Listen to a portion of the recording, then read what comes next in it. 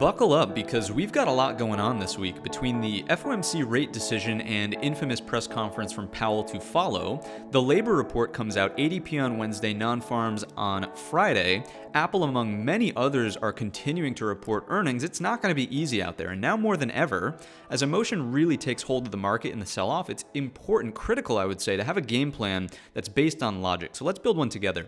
As always, check out the links listed down below in the description, hit the thumbs up button, and subscribe if you've not already done so, and stay tuned until the end of today's show. I've got 3 additional trade ideas to share with you that you won't want to miss. With that said, let's jump right into the charts.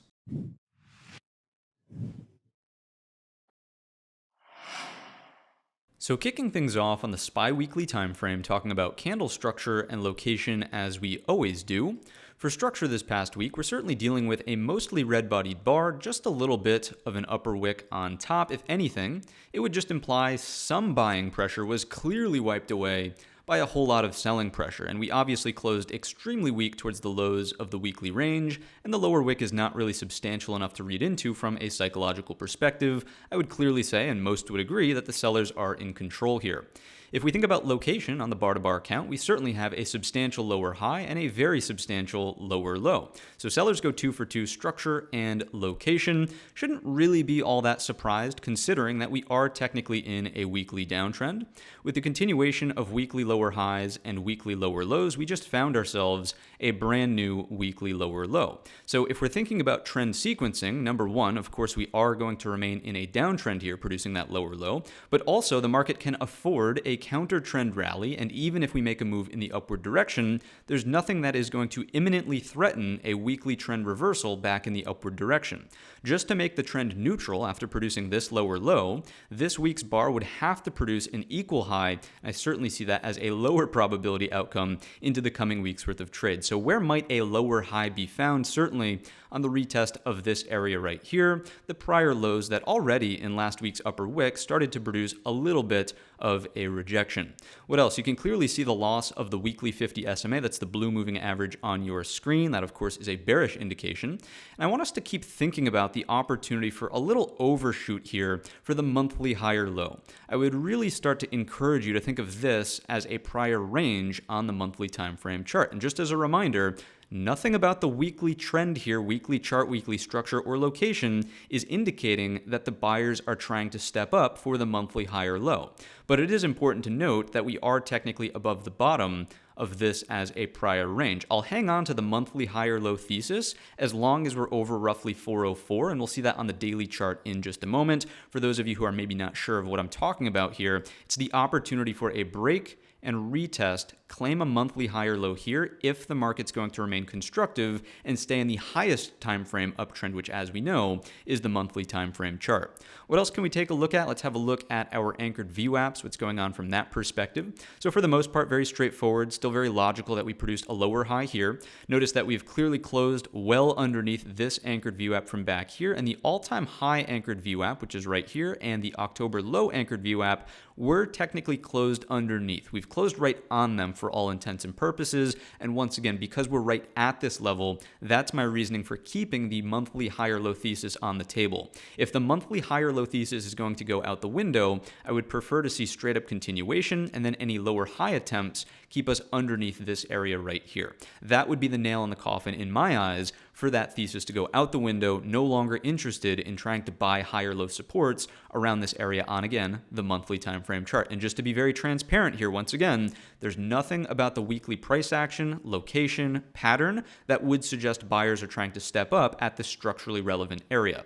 The one thing that you might be curious about is the dotted anchored VWAP. We have not talked about those here in quite some time. Let's open this up to a 5-year chart. And what I want to point out is that if we do lose this monthly higher low zone, this is the anchored VWAP from the pre-sickness high and the sickness low, right? And that would sort of suggest a rotation all the way back down towards the bottom of this as an overall range. This would be a completely failed breakout. Look above and fail. Makes sense that you'd go towards the bottom. That's closer to roughly SPY 380. Not talking about that this week. We're just talking about potential targets as we move forward here. We also want to take a look at our volume profile. Let's have a look from that perspective, and then we'll throw on some Fibonacci's. Again, no surprises here. We've rejected this area. It was sort of the bottom of this high volume node node, if you will, here. We've rotated firmly through the low volume void, and we do find ourselves on the high volume node underneath, right? So if there is going to be a logical place for the market to see a little bit of a counter trend lift off of, this would be logical, right? This area right here, the bottom-ish of the monthly higher low zone, is still somewhat relevant from a volume perspective. If we do slash right through this, once again, the monthly higher low thesis goes out the window. The next low volume void to rotate through brings you closer towards that, what would we say, 393-ish area from that perspective. While we've got this loaded up still on a higher time frame, let's take a look at some Fibonacci's, because there are a couple of interesting nuances. As we know, we've of course given up the magic fib zone, which was the 61.8 confluence with this kind of area right here. If we do something like that, of course, it was the 38.2. So no surprises, we're away from that. However, if you're just looking at this Fibonacci sequence from here to here, we're at the 61.8. Now, again, we don't want to split hairs. We don't want to use every single fib sequence that we can think of, but because this rally has been substantial, there have been no major pullbacks until right now, literally.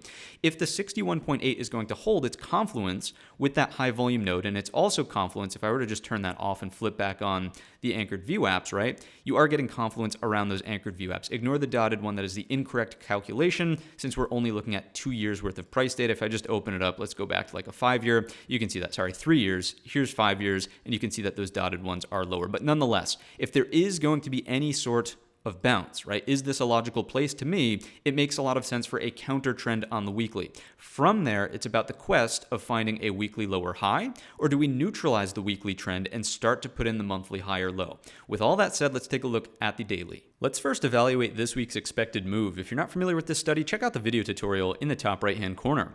If we're contained by the upper bound, the number is 420.87, and that of course would be a major lower high. If we're contained by the lower bound, the number is $400.85, and that of course would be a big time lower low. So a bearish expected move. One thing to point out here is that 3 weeks ago we had a $9 expected move. Last week we were sitting around $9.50, and this week we've expanded volatility once again with a $9.80 expected move. No surprises there, considering that the VIX is hanging out north of 2050 at this point. Overall, from a trend perspective, we are of course in a daily downtrend with highs, soft lower highs, lows, big time lower lows, and the break to a brand new lower low into the Friday session. So just like the weekly time frame chart, it wouldn't be unreasonable for a counter trend move to develop here and search for a daily lower high. Now, ideally, that daily lower high wants to be on the retest of the prior breakdown lows, and lo and behold, it's also the upper edge of this week's expected move. There's really not a case to be made here for a daily trend reversal being imminent, and thus a weekly trend reversal being imminent, as we talked about just a couple of moments ago. From a pattern perspective, there's really just been an acceleration into this monthly higher low breakdown zone. If I just give you a little bit more context here, what you'll notice is that this, of course, is the congestion area, and we've really accelerated. Now, full transparency, as I was talking about in the Wednesday update video, I was not short for Thursday or Friday's breakdown. In my eyes, shorts actually want to start being careful in this monthly higher low zone, and we'll change our tone as we talked about. If we get a break and a lower high underneath the bottom of that monthly zone, you can see the two equal lows from back down here really define that level. So 404 is a critical downside area if the market's going to continue and make a substantial monthly stand in the downward direction. It would really be unheard of to see 4 monthly bars lower, but it's not technically impossible. The other levels that we have underneath us here are an open gap that's underneath 408.65, closes at 407.20. Then we have this level here on par with the lower edge of this week's expected move. This is the gap fill reversal that really kicks us off into this range in the first place. That's very close to $401.25. And then another gap to close underneath that is under 398.75, closes at 396.50. So overall, again, there's no indications whatsoever that the buyers are trying to step up around this area, but I would be cautious for new money shorts for all of the reasons that we've been discussing thus far. I think it's likely that a counter trend could be in store. Also, if we take a look through the lens of the pattern that has mostly played out from this perspective, right? As we know, the measured move of a head and shoulders should bring us from the head to the neckline, and we hit that into the close of Friday's session. 411 was that number. The other thing for slight confluence here, all the trendline traders probably appreciate this one. If we use an anchor and sort of touch number 1, touch number 2, we've got confluence once again right at Friday's lows. So a counter trend rally would not really be all that far-fetched at this point in time on the daily time frame chart. Let's take a look at a clean drawing set, and we'll also throw on our October low anchored VWAP fan, if you will. I just want to point out, this shouldn't really come as much of a surprise considering what we covered on the weekly, but we have closed underneath the October low anchored VWAP, and of course, if this is going to remain constructive after a potential counter trend takes place, you really do not want to revisit the equal low. You need to stay inside of this anchored VWAP band, and just to sort of project, trying to think about the market like a game of chess, if there is going to be a weekly trend reversal, and once again, I want to put a huge asterisk on the screen. There's nothing about the current price that would suggest it's imminent. But if we're trying to stay one step ahead of the opponent, what if this kind of happens here and we get a higher low back over that 420.50? Again, you really have a lot of work to do on the buy side on the retest of that level, but it's one potential scenario if the monthly higher low zone is going to hold. We already talked about how we will change our tone and chalk this up to a monthly loss of the area if we start getting price acceptance underneath 404 on the SPY daily time frame chart. Let's move along to the hourly and see what else we can learn about the smaller time frame price action. No surprises over here. Clearly still sitting in an overall downtrend with highs, lower highs, lower highs, lower highs, and of course on the lowest low of the entire sequence, there's nothing bullish about the screen in front of us at all. Interesting confluence with the 404 level. If I take out a Fibonacci projection coming from the high to the low of this move, to the top of this move, right? If this is technically bear flag consolidation on the hourly, and we've broken down from that area, a 100% extension, which is typically the measured move target, puts us with confluence once again at 404. So keeping an open mind for that potential area. What else is interesting here on the hourly chart? Let's take a closer look specifically at the Friday session, because I want to point out that Friday is technically a failure from the buyers. What you'll notice, and we'll talk about this in just a moment, is that Thursday's internals were actually quite neutral, even bullish at some points in the day. So as Friday technically opens in range, tests a little bit underneath and rallies back up towards this area, to see this breakdown, that is a failed attempt from the buyers to try to neutralize the hourly trend. If this was going to turn into an hourly trend reversal, I could have imagined some sort of double bottom over the upper wick from the intraday move on the Thursday session. It just simply did not take place. So once again, bears in total control here, breaking down to a brand new lower low into the Friday afternoon session. What else can we point out? Let's go ahead and auto zoom this like so. We'll throw on some anchored VWAPs here from the intraday breakouts. And this is of course important just to show that we are underneath all four of the anchored VWAPs.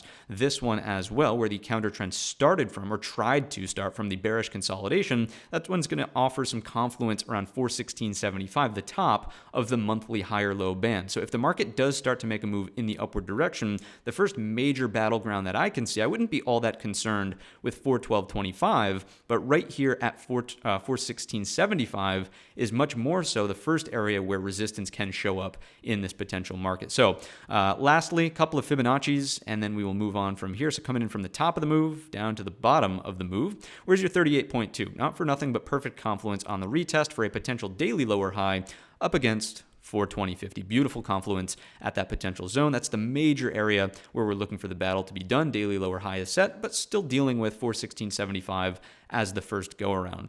What else can we point out? Let's talk about pathing explicitly. What is going on? Where's the up? Where's the down? How do we want to navigate early on this week? So for bears who want continuation, obviously, you're looking for the full 100% extension of the bear flag into 404. So you're looking for bearish consolidation here, breakdown through the gap, then you're battling for 404. The bears can also afford, obviously, a lower high as we talked about on the daily, up against 416.75 or up against 420.50. When and if we get here, looking for 5-minute double tops, 15-minute double tops, so on and so forth. Same thing at this area here. You could also, of course, use our favorite pattern, the the regular head and shoulders at these particular areas. So bears, those are the primary paths that you're trading for, and the levels that you're most focusing on are 416.75, 420.50 on rallies, and straight downside, 404 is your major target. I would not push your luck underneath 404 considering the monthly structure there.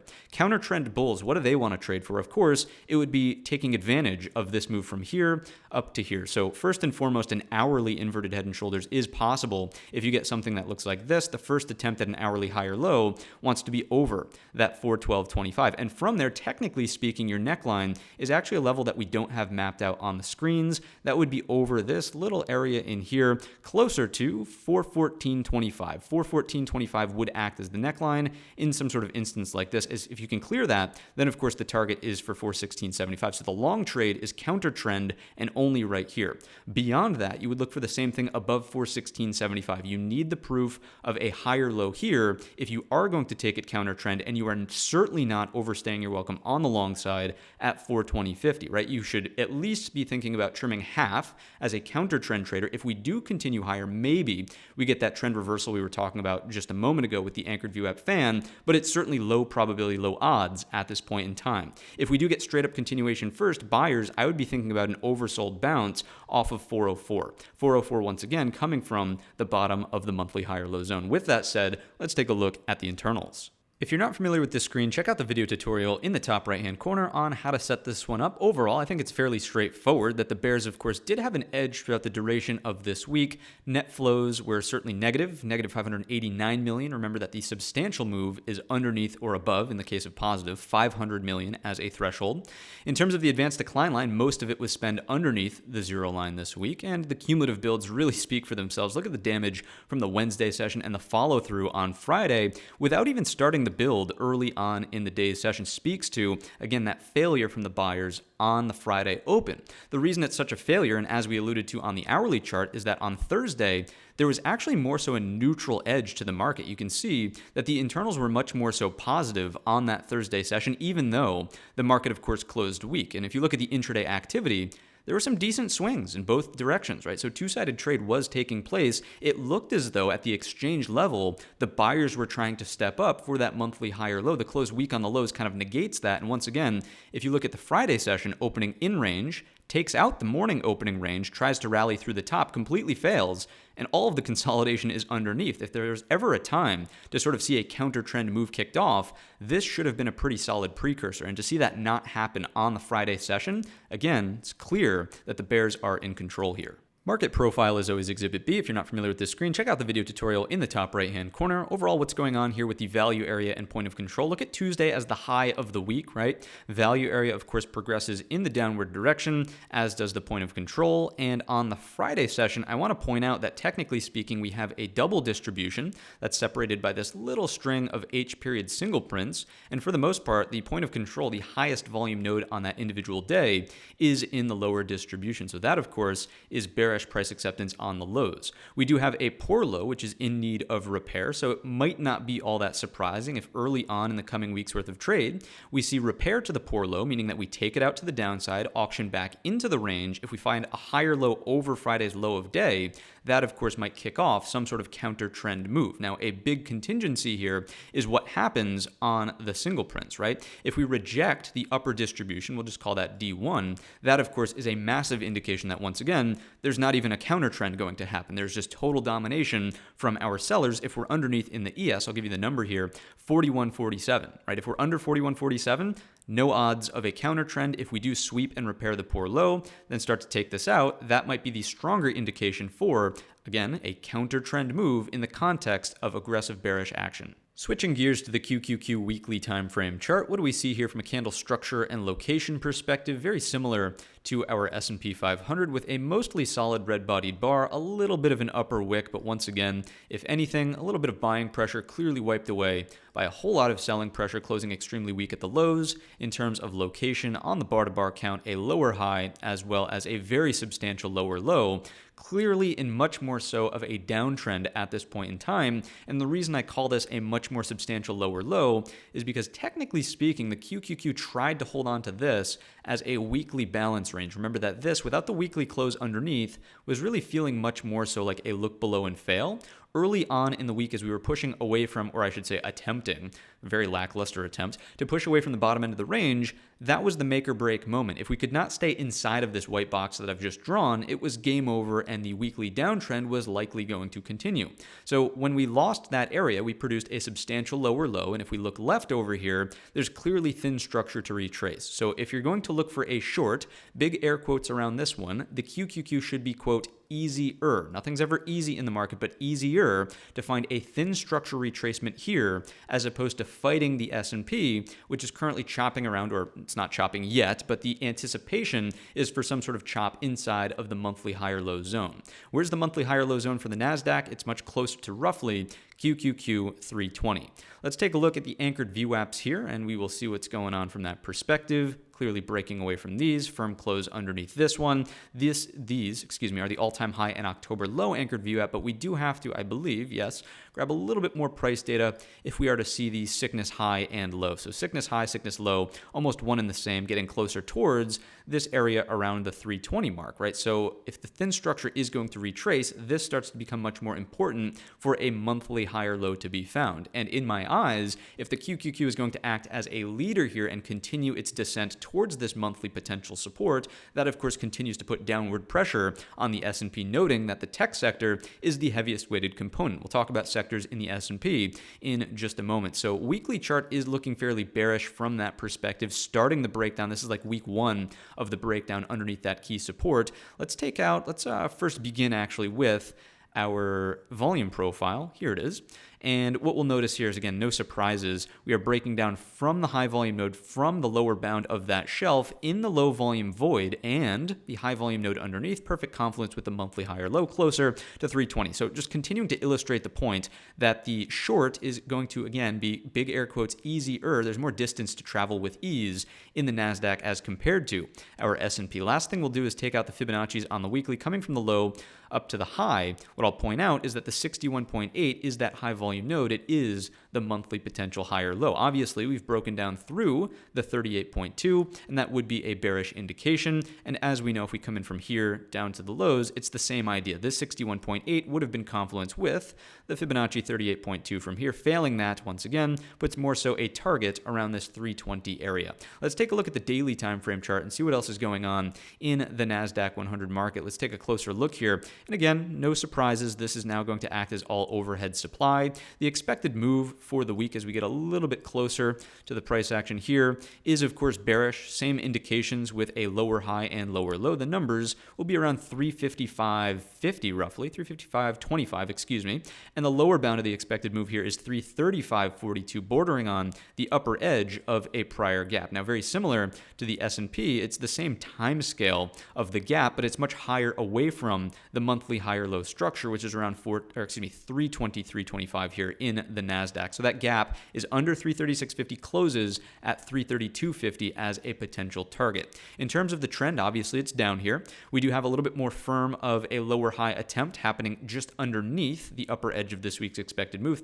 352 would be the number. In terms of pattern here on the daily, we have an inside bar, a bearish inside bar for many of the same reasons as the S&P, with the internals technically neutral to bullish on the Thursday session. What you'll see on the hourly chart here in just a moment is the failure to actually recapture this 346.85. But before we go there, I do want to point out we have our daily 200 SMA underneath us, potential confluence around that 340.50 mark, which is going to become important. All right, let's take a look before we go to the hourly at the alternate set, because as we continue to trade this week, it wouldn't be all that unreasonable if we sweep the inside bar and container bar low, come into the 200, and then find a counter trend. Again, counter trend in the context of an existing downtrend. There's nothing bullish about the chart right now. And then we're looking for that to sort of unfold. And lo and behold, this area is sort of that 340 mark that we were just seeing. If I throw this one back on, right? There's that level. 200 SMA, sweep, fake break, if you will, of the counter trend channel. If I do something like this from a monthly perspective, right? This is a counter trend on the monthly perspective. So thinking about this as a potential zone of support, and if we do catch buyers there, we are looking for a stronger counter trend to unfold. In terms of the measured move from the descending triangle that we were talking about on the weekly, there's the resistance, there of course the support. Measured move from that perspective brings you to, lo and behold, that magic zone around 320, 325, the monthly higher low zone. So talking about all of the confluences and the major levels you should be paying attention to, if we start to break down underneath this daily 200, I think it's kiss it goodbye. We need to sort of revisit this area here. Again, thin structure. We talked about the big gap underneath us If this goes, I think the door is open. If we do start to hold here around the 200, sweep back above the support trend line of this trend channel, I think that's where you get your counter trend for a retest of the breakdown area, which, as we just saw, is actually closer to 352. Let's take a look at the hourly chart here now. Actually, let's go back and take a look at the anchored VWAPs. Let's do that first. If we do something like this, there's the anchored VWAP band, and once again, let's grab a little bit more time. That way we're ensuring that the October data is accurate.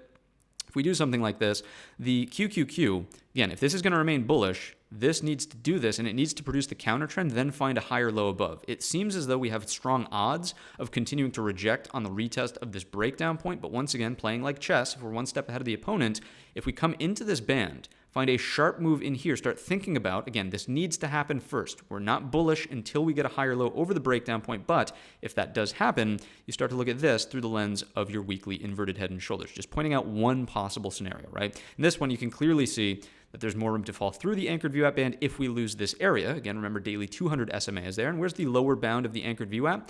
Right at that magic zone, 320, 325. So this is more of an awareness video. The more that I sort of talk through it with you, it's more of an awareness video for the levels that are surrounding us. And again, still the bearish nature of the market, but thinking about where these major inflection points are. Let's move down to the hourly chart now and get a little bit more granular. Of course, hourly downtrend, nothing changes about that. Lower highs here, lower lows, lower lows, lower lows.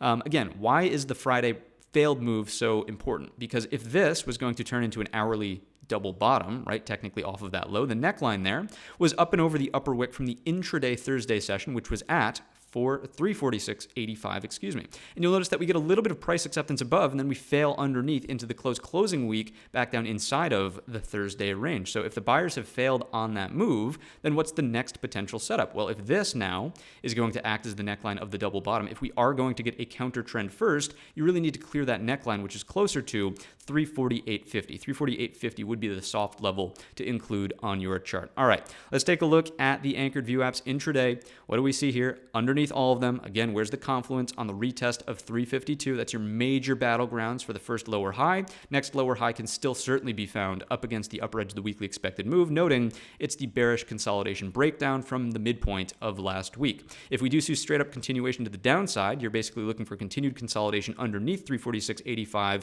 keeps the bears in control. We're extending into 340.50, the daily 200 SMA, and looking for counter trend moves to develop, right? So buyers want to see an extended move, double bottom. Remember that you're bottom fishing here, so do not overstay your welcome on the long side. That's a bottom fishing long, or the top of the gap holding here is also a bottom fishing long. If we start rotating into the gap, bears probably take advantage of that thin structure, considering it's a retrace of the AI mania rally, right? The other thing that the bears can do here, if we do get a counter trend first for the double bottom neckline break, right, something that does this, you can look for shorts up against 352. That's the retest of the weekly area of support. Let's take a look at the market internals for the NASDAQ side of the market. Again, going to echo the same sentiment as the S&P. Everything is on the bear edge of the market, but look at Thursday. There's your mild reaction. There's your more mild reaction. There's your more mild reaction from the tick to open inside and then recapture. Let's zoom in on the hourly here, right? Or excuse me, the 15. Notice there's your opening range, fake breakdown up through the top over the high of the pivot intraday from Thursday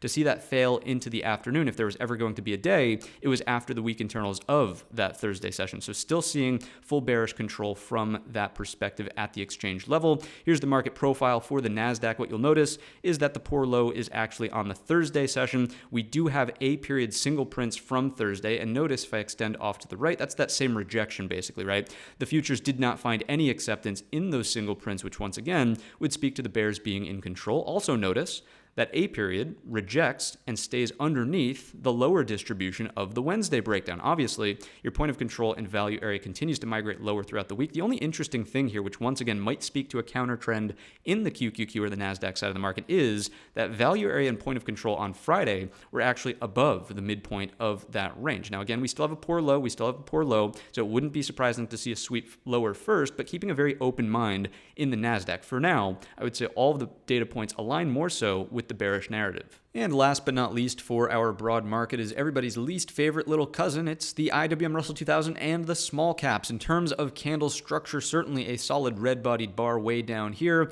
Very minimal upper wick, so not even a whole lot of counter-trend buying activity early on in this past week's worth of trade. And clearly the sellers do a great job of closing extremely weak at the lows. Structure clearly to our bears. In terms of location, massive lower high as well as lower low on the bar-to-bar count. 2 for 2. Sellers in the driver's seat. Now, if we scrunch this chart out, it starts to become fairly concerning that we are breaking down from this little support trend line, but also, more importantly, this as a weekly or perhaps monthly bear flag. As we break down from that and even start to test the equal lows of the overall pattern, things are looking pretty bleak here in small caps. Even if you take a look at your pre-sickness high, we are now trading underneath that as a level. So there's really nothing bullish to say about small caps at this point in time. If we throw on the anchored VWAPs from the weekly perspective, we're underneath all of them, even the pre-sickness high and sickness low. I mean, just all of this is now, let's just say that there's a miraculous counter trend turnaround, right?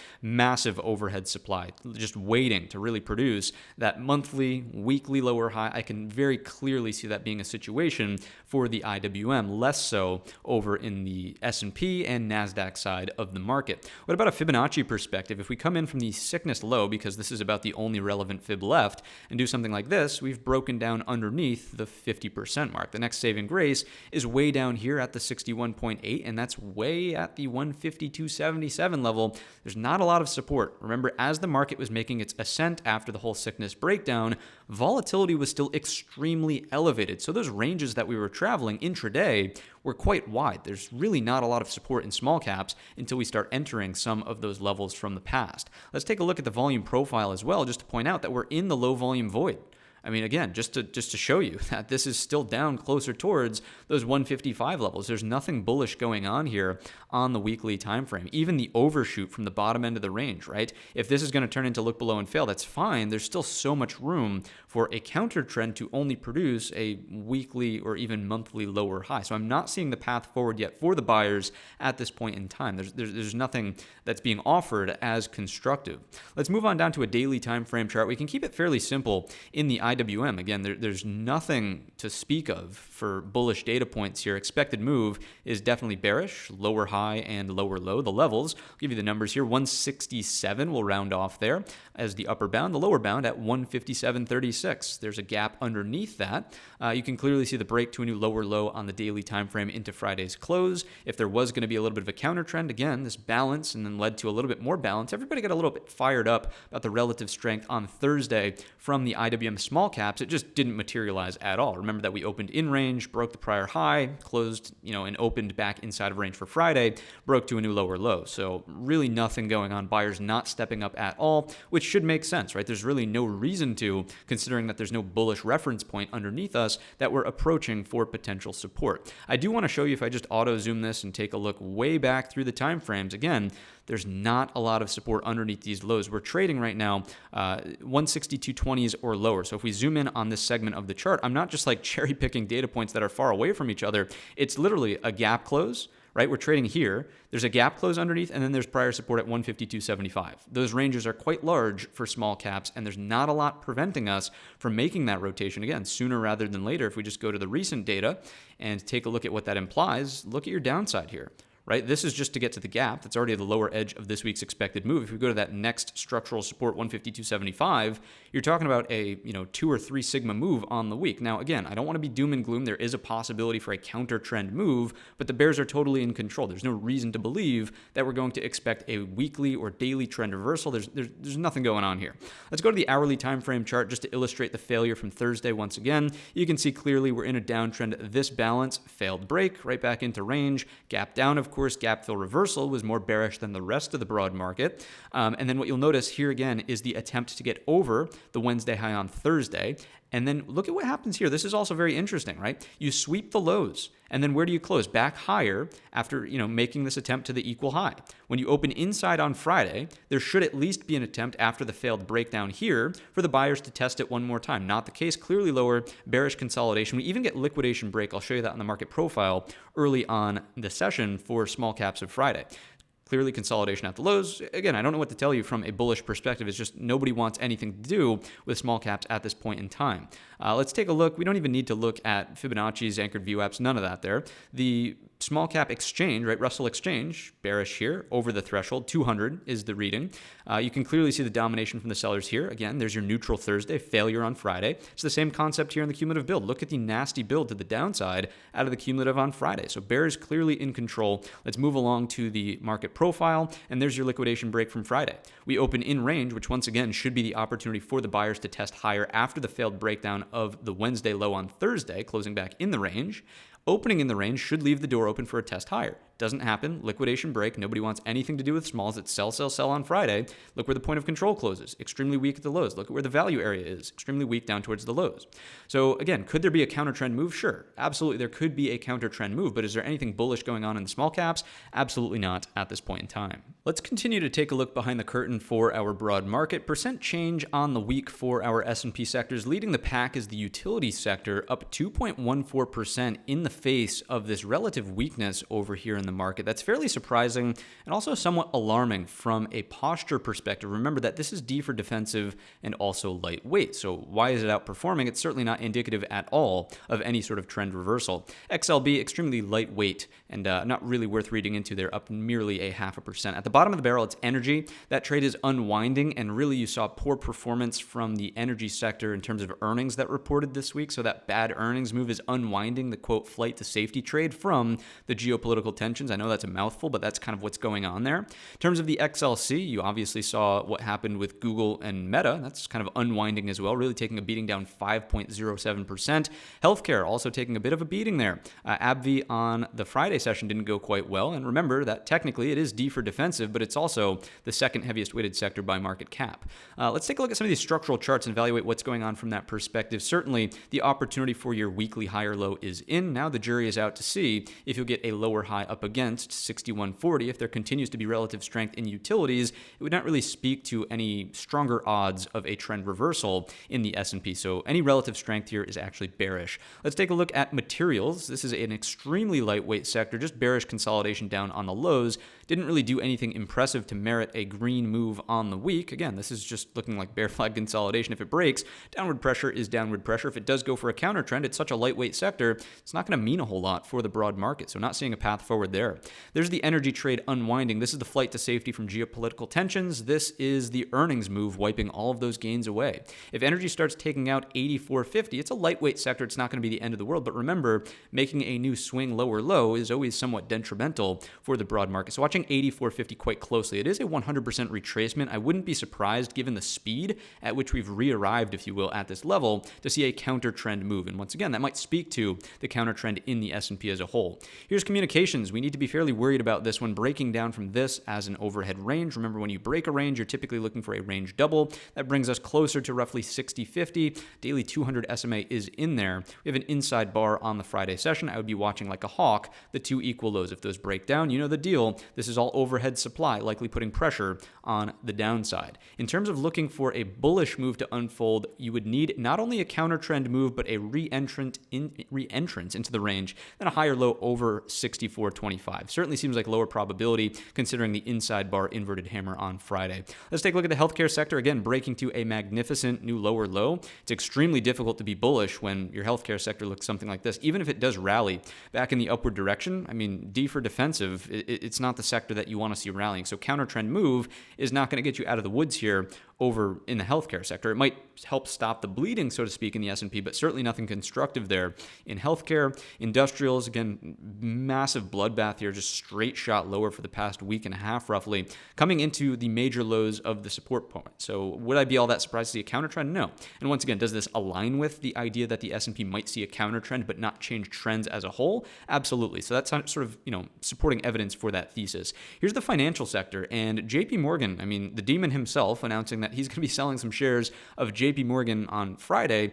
big breakdown. We already knew about the weekly lower high up here, but the bear flag consolidation, I mean, you could look at this through the lens of technicals and say, no, it's just a bear flag breakdown and we're looking for follow through and it's just a technical reason. Or you could look at the news aligning as a catalyst of the bear flag breakdown. Doesn't really matter, but we're at the panic lows basically of the SVB breakdown. So it's worth considering, like, are we in that much more of a financially worse off situation than the SVB blow up? Obviously, banks are hurting right now with what's going on with rates. Talk to the lending departments, right? So 31, key area of support. We're on basically a straight shot there. Wouldn't be surprised to see the market make that continuation move, start to hover around, and then try to make a decision to get there in the first place. Obviously, it's bearish for the S&P into the coming weeks worth of trade. The only place to be bullish for a counter trend to continue is a higher low over 32.25. You would really need to recapture the top end of the bear flag. Let's take a look at the XLK. XLK is certainly, again, more bearish. Oops, there we go. With the inside bar on the Friday session, but most importantly, underneath 163.50. There's really nothing to write home about on the bull side of the market here, and we know that there's still thin structure to retrace. So if the inside bar is going to break down as a 3-bar play lower, certainly targeting 157.75, daily 200 SMA, reevaluating when we get there. But this is sort of, again, in alignment with the market does not really have a clear path forward yet for the buyers to reverse the curse, as we've been saying around the channel. As we're talking about tech, let's take a look at the SMH, the semiconductor ETF. And what you'll notice over here is we're trying to find a little support at the daily 200, but clearly an opportunity for a lower high here. Then thin structure retracement continues. I mean, we're looking at minor support at 134. Technically speaking, this is an open gap. There's an open gap all the way back down towards 129.50. You guys know me. It's round numbers only up here in the penthouse. There it is. 129.50 would be the intended target. Again, not really seeing a bullish path forward. If this was going to be look below and fail, here was your opportunity. You should not be making a new lower low. So bears in control. Let's take a look at the XLY, consumer discretionary. This one also, big 100% retracement back to the origin of the breakout. Remember, this is the AI mania rally and also mainly driven by Tesla, right, which was an AI beneficiary. It's sort of slept on, if you will. But nonetheless, bearish, not seeing any, nothing here to really offer any stronger counter trend move. Upper wick on Friday, closing back in the midpoint of Thursday's session. Not seeing the path forward for the buyers. I mean, if we do get a higher low over 152, maybe an intra-week counter trend move, but look at the opportunity for a weekly lower high up against 156.75. So no help over here. XLP, consumer staples breaking down. This is D for defensive. So if risk off is going to fade, then you just want to see this outperform the market to the downside. You want to see it, exhibit relative weakness. And, it's such a lightweight sector that downward pressure is still downward pressure. But again, that swing low will always be far more important. So watching 65.35, we're not there yet. Here's real estate. Another extremely lightweight sector, extremely rate sensitive as well, sitting on the lows for its bear flag. Not much to write home about over here. We are on the lowest low of the sequence. The bearish damage has sort of been done, so to speak. Let's take a look over here at the ratio grid for our sectors. And what you'll notice, and first and foremost, if you don't know how to set this one up, video tutorial, check it out in the top right-hand corner.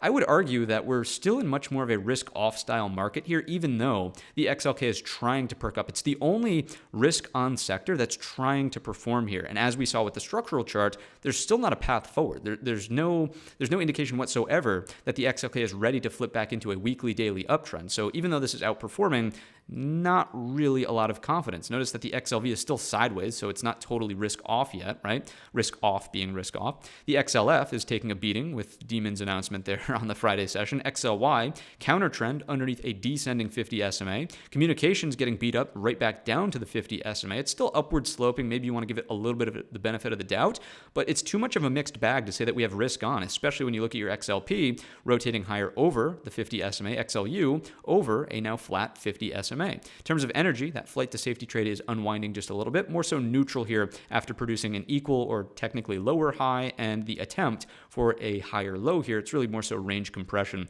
How about some specialized ratios to further the idea of sort of still in a risk-off environment? Remember that as we were approaching last week's analysis, we were still looking at this as a positive divergence with what was going on in equities down below. Clearly, you can see the SHY in comparison to the XLK broke down for a new lower low. So that divergence, which was bullish, is no longer on the table. This is in alignment with the breakdown in equities down here. If we take a look at the XLK over the XLU, So this is risk on, risk off still, right? A little bit of an uptick, but this is a failed break. Remember that we had some madness going on here with the XLU breakdown, which is why we sort of iterated with the SHY, but you get the idea. It's just inside the range. There's clearly an opportunity for a lower high. This does not strike me as the most risk on sentiment. And lastly, we can take a look at the XLY over the XLP. This is more apples to apples instead of apples to oranges, and we're through the bottom end of the range. So this is not at all indicating risk on. Overall, the sentiment from the sectors, the distribution, and the performance is that risk off remains the primary look for our market. How about the dollar? What's going on with the Dixie? It's still consolidating in this range up and over the top of this prior range. And I don't know about you, but that does not give me a warm and fuzzy feeling inside. A breakout, if this were to turn into a weekly bull flag, continues to put downward pressure over here on equities. So if there is going to be a leg lower in the market, if this Armageddon is going to continue, it might come from a breakout in the dollar. Why would I say that? Well, if we take a look at what's going on with the gold contract, what you'll notice is that we're screaming, we're barreling into this level. 2030 is the number. If I refresh the futures, that level will be more accurate. Let's go back to the GC now.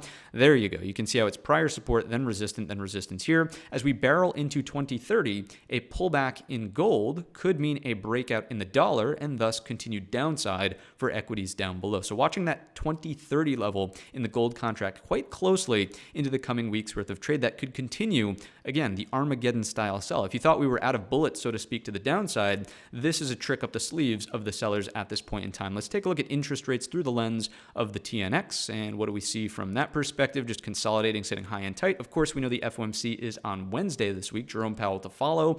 If this breaks out from a bull flag, which I imagine Jerome Powell's messaging will be, it's higher for longer. I don't know what you guys expect. We're continuing into 2024. No rate cuts. They're not on the horizon. We're not talking about that. We're almost at a fairly restrictive level, right? Imagine that's mostly the rhetoric he uses. 5.3 is the next overhead level from a technical perspective to use if we get a bull flag breakout of this area, furthering headwinds for equities down here. So although we're still skeptical of shorts in the S&P 500, once again, there's not many bullish data points out there that give you a warm and fuzzy feeling about just grabbing this long right now. If there is going to be a turn, you will see discernible improvement in many of these things that we've been talking about. Let's take a look at the inverted ZT before we move on over to the tracker tool. This is pulling back a little bit, which is still totally in alignment with the extended pause, the prolonged pause. Let's get on over to the tracker now. So still total alignment, not expecting a hike in the next meeting, which of course is on Wednesday, 99.9% odds of a pause. And if we take a look at the January timeframe, which continues to be the timeframe in question, we're back to sub 30% odds, total probabilities of a hike. Now, I do imagine and would have to imagine that this is subject to change depending on what Jerome Powell says and also how the labor data comes out. If we take a look at the calendar for the coming week's worth of trade, you can see that we get the ADP non-farm preview on Wednesday before the open at 8:15. We have manufacturing PMIs, JOLTS job openings at 10, and then you see the big ordeal, which of course is the 2 p.m. decision, and then the 2:30 p.m. press conference from Jerome Powell. More labor data into the end of the week. The big NFP here, the non-preview, it's the true deal. Then the unemployment rate. A lot of things riding on the employment situation remaining stable. If employment remains stable, then Jerome Powell has the leeway to say, hey guys, we're not going to adjust anything. People start losing their jobs, and all of a sudden, the second part of the dual mandate starts to kick in.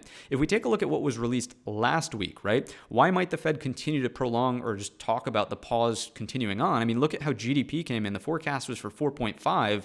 We came in at 4.9. And again, there is no mandate on GDP from the Fed, but overall, they're not really seeing a substantial decrease in growth or the speed of the economy, so to speak. If you look at unemployment claims, they really weren't a blockbuster miss. I mean, sure, they missed by 2,000, but it's not really to the degree where you'd expect mass unemployment layoffs and people not paying their debts. And if you also take a look, just to continue down the rabbit hole of the fundamental narrative, the core PCE read came in at 0.3. 0.3 is not in alignment with the Fed's target of 2% on an annualized read, right? So as that remains high, inflation continues to remain high, of course they're going to sit back in their seats and say, yeah, rates are higher for longer. If we take a look at the actual PCE table and see what was going on from this perspective, let me zoom in a little on that for us here. What we'll notice is, we want the percentage. Where's the percentage? Percentage right down here is the services actually deflated by just a little bit, 4.9, this is annualized, right? 4.9 to 4.7, whereas goods remained flat, actually were up 0.2, 0.7 to 0.9, and as an aggregate, we basically got year over year flat PCE. We have that for 3 months in a row now, really hanging out around that 3.4. If you look at the core PCE, which is the Fed's favorite measure of inflation, that's this one right here, PCE excluding food and energy, we have 4.3, 3.8 and 3.7. Not to insult anybody's intelligence, but that is exactly what the Fed wants to see. A slow decrease in inflation. Of course, they'd appreciate it if it would speed up here, but as long as we're moving in the downward direction, they are working towards and in alignment with their mandate. If this is not really a good visual for you, here's just another way to look at it, courtesy of Michael McDonough over on Twitter. A great resource if you're looking for some Bloomberg charts, but nonetheless, you can see that the blue is services inflation. That continues to tick in the downward direction, and we're seeing a resurgence of goods inflation. If you do take a look, actually, this is one last thing we'll look at. I promise we're not going to keep flip-flopping back and forth. The durable goods orders from this month over month, right? People keep buying stuff. You want to talk about slowing the economy down, you can't have durable goods orders coming in at 4.7 on a month over month when the forecast was for roughly 1.9. So people can say all day long that, yeah, it's tough out there. Well, stop spending. Right? Stop spending. Look at the durable goods. I mean, 4.7, a blockbuster beat there in durable goods. Let's continue along and take a brief look at some earnings insight. Of course, we are increasing a little bit in terms of the 5-year average of beats versus misses. We're back in alignment with that. But what's not in alignment is the guidance going forward, right? Lots of S&P companies are issuing negative guidance for Q4. It's above the 5-year average. And the same thing with growth, right? If we take a look at this little table, what you'll notice is that for calendar year 2023, 0.9, Q1 2024, it's just a minor creep higher, right? We're talking about 4.3 in 2023, Q4 2023, Q1 2024, minor increase, right? 7.6. It's really the back half of 2024 where people are expecting things to get better, and lo and behold, that coincides beautifully with our Fed tracker tool expecting cuts in the back half of 2024. So that's all making sense from that perspective. Here's another way to look at earnings. If we look at calendar year 2024 growth, one thing to point out is the gray bar versus the blue bar. Gray bar is a month ago, right? The 30th of September, and this is as of Friday's close in blue. Everything is being revised down minus healthcare. And what do we know about healthcare? Of course, healthcare is the one sector that's D for defensive, although it's a heavyweight sector. So to see this increasing doesn't really speak well to like the right sectors of the economy leading forward growth in 2024. Everything else is being revised down, down, down, down. I mean, think about the infotech sector, the XLK, the heaviest weight risk on sector. It's being revised down. It's not to the magnitude of something like consumer discretionary, but overall, not a move in the right direction there. In terms of what's going on for this coming week, as we pointed out in the intro, we do, of course, have Apple, but AMD is another top watch in here. Palantir, a lot of people talk about Palantir, but not for nothing. Your cup of Starbucks, market cap is way bigger than what's going on with PLTR. So not really going to be a market mover. It might be something interesting to watch, but that is about it. With all of that said, let's jump back on over to the platform and start looking at our risk appetite for the market. TLT ratio to the S&P is making a creep in the upward direction, starting to break that resistance trend line. We're not all the way there yet, but bonds are starting to outperform by going sideways. If bonds catch a bid here, that is your very classic flight to safety style trade. So I would be keeping a very close eye on this into the coming weeks worth of trade. If we just start creeping higher or even sideways as the S&P accelerates lower, you know the deal. That is a risk-off indication for the market. So once again, not seeing anything bullish from this perspective. Bonds in relationship to themselves still hanging out at those higher highs. Nothing to really change over here. That is a bearish or rather just uncertain indication in the short term, right? Credit spreads are continuing to stay at those highs as well, much more so in the shorter end of the curve. This is 1 to 3s, 1 to 4s, so to speak, and this is much more so along the time frame of 3 to 7 years. It's ticking back higher, right? It would have been ideal to see it just flat into the end of the week. It's certainly expanded in the upward direction. Wrong move. That is not a sort of healthy indication for risk appetite in the market down below. One bullish divergence continues to be the HYG. Here it is. In isolation, continuing to hold that higher low. So in terms of thinking about a possible counter trend for equities here, it's not all that far-fetched. If this can continue to hold, seeing a counter trend to catch up, again, it makes a lot of sense, and there's still a clear opportunity, a clear path forward for a lower high underneath the bottom of this prior breakdown point. We talked about that over on the S&P. What about Bitcoin? What's going on with the Bitcoin chart? Breaking out of its weekly range here, holding over the top of the range as well. Coinbase, though, getting absolutely obliterated. So Bitcoin itself holding up, slightly a risk-on indication, but as we know, never, ever one-to-one with the financial system down below in terms of equities. Moving along into our new highs versus lows, let's talk about market breadth. Sure, there was a minor uptick on this week's worth of trade, but look at how substantially negative we are. It's very difficult to have a constructive market if new highs versus lows are way down here. Remember, it's okay to be fairly muted but positive. It's not okay to be this substantially negative. So sure, subtle shift in the upward direction, but nothing meaningful. Same thing over here with, actually, it's not even the same thing out of the SPX 200R, the 50R slightly, but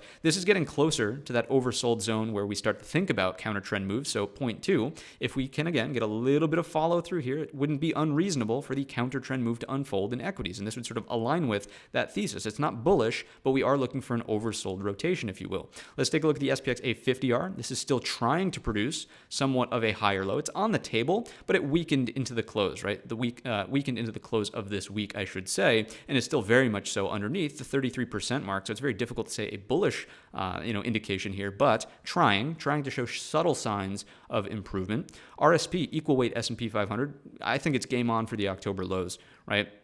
If you take a look at the chart from this perspective, I mean, we've just broken down through the last major support. The next thing up is the October lows. And not to say that the weighted equities need to go one for one all the way back down to their October lows, but it still, again, speaks to not finding very many bullish data points to hang your hat on. We're being patient through this range, keeping an open mind, but it's very difficult to see the long case as of right now. If you take a look at the QQQE, which of course is the equal weight NASDAQ, this is underneath the monthly zone. It's given back all of the AI mania rally. The next major thing to watch here is closer to the lows of, what would you say, the SVB breakdown era. That was around 67. So watching 67 out of the QQQE, but still a clear path forward for a lower high to be set and continuing to put pressure on the NASDAQ as a whole. Moving along to the Dow transports, these continued their breakdown and the industrials are following, right? So making the move all the way to the bottom end of the range. This is the one data point that might be slightly constructive for a counter trend move, right? If transports can start holding up at the bottom of their range, if this maybe gets a little bit of follow through, but then starts to play nicely with transports,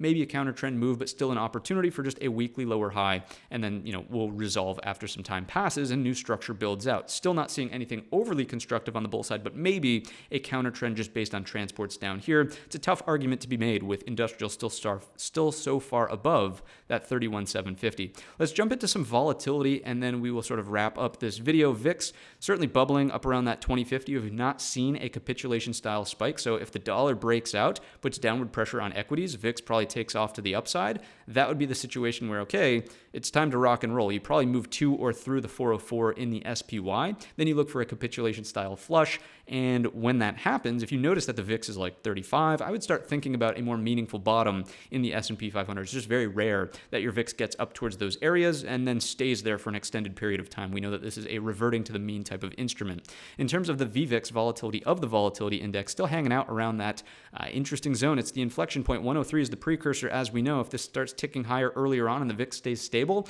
look out below. Probably not going to spell a clean ride for your S&P. That would be a bearish indication over 103. Certainly pulling back, but not removed at all from this as a trend line. As long as we're over that, I would keep your wits about you for further downside in the S&P. Last but certainly not least for the volatility purists, here is the VIX futures still hanging out near backwardation. Remember that this means there's more risk in the present day than there is in the future. Money managers do not like this. You will not see substantial inflows to the market if volatility futures are in backwardation. That would be another headwind for the broad market. Let's jump into the core list of companies. If you've made it to this point in the show, I appreciate you coming out to the analysis. I know that this week's episode is more so me actively thinking out loud about the thesis as the video progresses, and thus we are on the long side today. Also, an update on the order of the core list of companies over here. They are now filtered by market cap, starting from highest, working their way down towards the lowest. It was a great suggestion by a member of the Trade Brigade community. With that said, let's kick things off here on Apple. Certainly a bearish look with a bearish 3-bar play. Keep in mind, earnings are after the close on the Thursday session.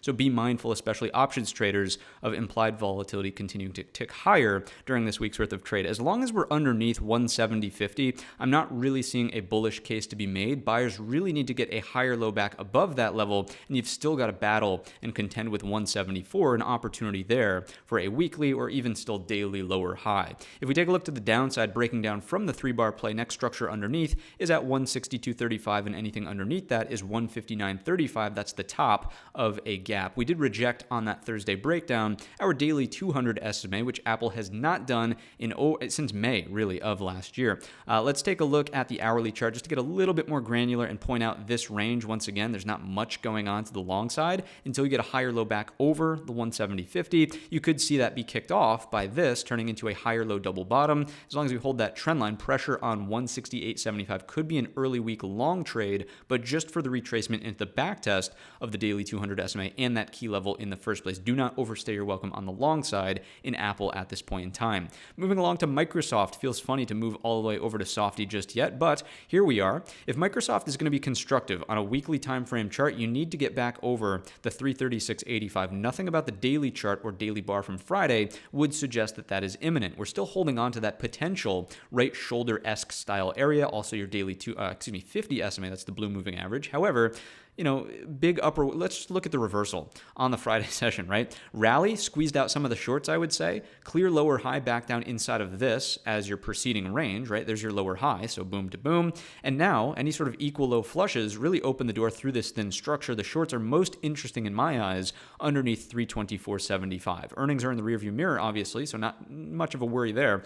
Maybe a constructive higher low starts to make this look like an hourly double bottom, but again, the best daily look back up and over 336.85. A little bit of work to do on something like Softy. Let's move along to Google. Earnings are out of the way on this one as well. It's gap galore on Google. Overhead, the gap is from, it's going to start filling back over 128.35 closes, 137.50. You have a couple of intermixed levels over here.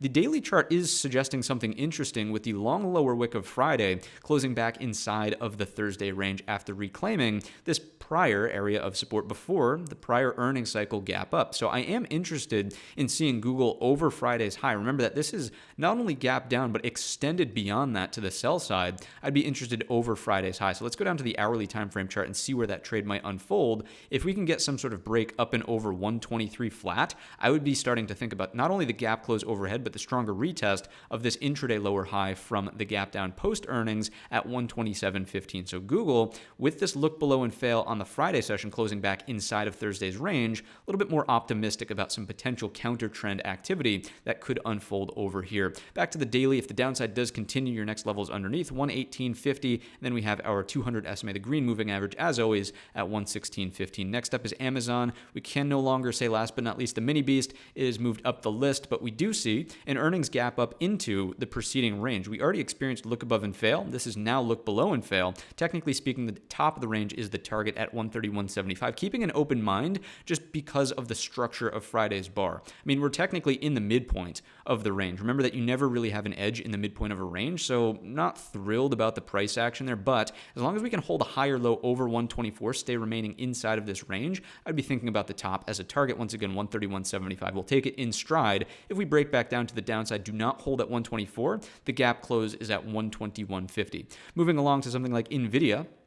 Everybody and their sister's goldfish's brother is, of course, talking about the head and shoulders. There's the neckline. As we know, 400, the nice round psychological number. The next major support is down here at 374.50. As of right now, bearish inside bar from the Friday session. If we take it on down to an hourly time frame chart, the structure is quite clear. This is broken down. If this is going to turn into a counter trend move, you need to clear that neckline. You need to produce a higher low up and over 412.25. Any continued consolidation down here furthers the 3-bar play or bear flag consolidation, breaking underneath the 400 triggers the daily head and shoulders neckline, and we easily start looking for 386.15 or even the top of the gap, right? The earnings gap from the AI mania at 374.50. So NVIDIA starts to get really, really dangerous underneath 400. I would keep your eyes on that round psychological number. Next up is the metaverse. What's going on with Zuckerberg's Fantasyland?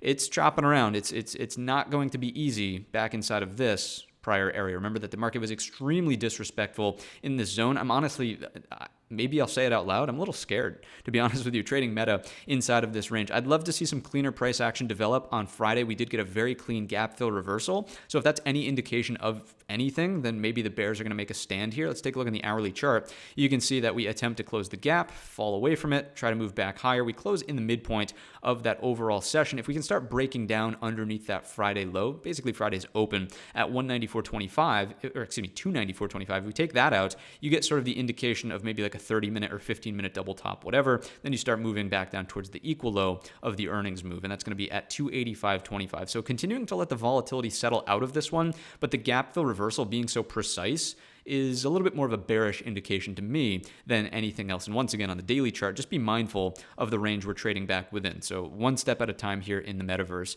Let's go on over to Tesla. It's hard to believe that this is so far down the list, but it is the nature of the beast. What do we see over here? Inside bar on the Friday session, bearish nonetheless. Equal lows. The flush under 204 opens the door for the 192 rotation. Anything below that really brings you back down to the origin of the AI Mania breakout. That's this segment of the chart right here. That's going to be at 179.50. If Tesla's going to make a stronger upside move, you got to clear 218.50. Nothing has really changed about that as a level. If you take a look at the hourly time frame chart, remember that this is kind of the look. You need double bottom, you need higher low over that segment. Otherwise, the bears are just in total control. Some wickery going on that Friday session, getting a little spooky before Halloween. Disregard those wicks, and I would really just focus on these levels here: 204, 212.25, and 218.50. Bearish on the equal low breakdown, only bullish if we can get a break and recapture over 218.50 with a higher low. Remember, whenever you're going counter trend, if you're looking for the trend to change, you need that confirmation. Last but certainly not least, now we have Netflix. It does not rhyme at all, but let's take a look at the price action. What do we see on the daily time frame chart?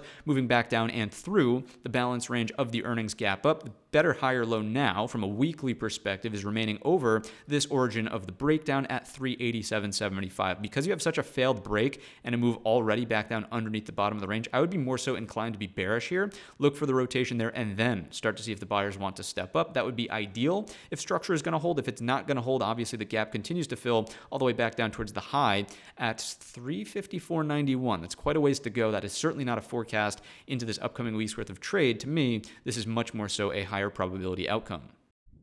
3 trade ideas, and then you are on your way. Let's start with AMT. American Tower is the name. You can clearly see a daily double bottom, and we are retesting and holding for support on Friday's low, the neckline of that pattern, and also our daily 50 SMA, the blue moving average as always. So technically speaking, this is a 3-bar play in the upward direction. Breaking the equal highs should bring you to your next structural element, which is up here at 183.15. Because of the relative strength to the market, obviously spurred by earnings, if the market is going for a counter trend, if SPY is going for a counter trend, if QQQ is going for a counter trend, this is a name with relative strength that you could focus on as an individual long. I've actually never traded the options chain over here on American Tower, so I will be keeping an eye on it just to see if it's worth our time. If the spreads are too wide, you might want to disregard and just use stock itself. Next up is going to be the honorable AMD. What's going on with AMDizzle? This is also a long setup for a short squeeze ahead of earnings. Earnings are on Tuesday, I believe, after the close, so this needs to unfold like almost instantly on the Monday session with the support of the broad market. If you're not getting the support of the broad market, if it doesn't happen in the first half of Monday's session,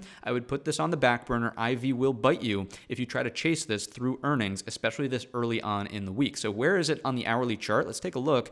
Notice that shorts kind of pile in on the lows. That's the consolidation on the lows from Thursday. As we rotate higher, notice the lower wick from Friday's morning session completely supporting above. So longs are underwater. From this perspective, any longs who are getting involved on the open or even the morning pop, they should, in theory, close out over 96.85 as responsible short-term traders to produce a little bit of a squeeze through the thin structure only for a retest of 99.75. All of this needs to take place ahead of earnings, and even more preferably in the first half of Monday's session. Otherwise, implied volatility will get you. You need support of the broad market, as we stated clearly. If it does not take out 96.85. You could even just use 97, the nice round number, with speed. That's another caveat here. You need tempo. Tempo is what's going to scare the shorts out and, in theory, make the stop run happen and accelerate into the retest of the daily 200 SMA, which is, of course, the green moving average as always. So that's the trade idea in AMD. Honorable mention there. And last but certainly not least is PANW. This one's all right. It is a little bit more on the expensive side in terms of the options chain and the spreads that are over there. So you need to be willing to hold through a little bit wider. But look at the setup here. I find this very interesting, right? As the tech cohort comes into weakness, notice the look above and fail on something like a weekly or even monthly balance range. This is a 100% retracement. This is a lower high back down underneath this point. This is a 3-bar play on the daily time frame chart. If we start breaking down underneath the origin of this breakout, which is at 235.15, there's a nasty gap to close underneath with daily 200 SMA providing confluence at the closure there. 211.50 is the target. Now, obviously, that will continue to creep higher over time, so be mindful of that. And this is a longer time frame idea. This is not a day trade. This is not something that happens in 1 or 2 days worth of trade. This potentially could take some time. So if you want to use it as a swing, put on some, maybe not, I shouldn't say put on some size. I don't want to encourage you to do bad things, but size it appropriately, but rather buy time. Buy time on your options contract if you're going to do it that way. If you are going to short it manually, is it easy to borrow? Market's not open, so it will not show us over here on the trade tab, but just double check that you have shares to short and see what the carry rate is for the overnight there on the rate, right? So anyways, that is what I've got for you in today's episode of the Weekly Watchlist. I know it was a long one. Thanks for sticking with me through it. Thanks for hearing me out through the thesis as I'm thinking out loud. With that said, I hope to see you in the penthouse on Monday morning for the pre-market prep. And with that said, have a green trading week.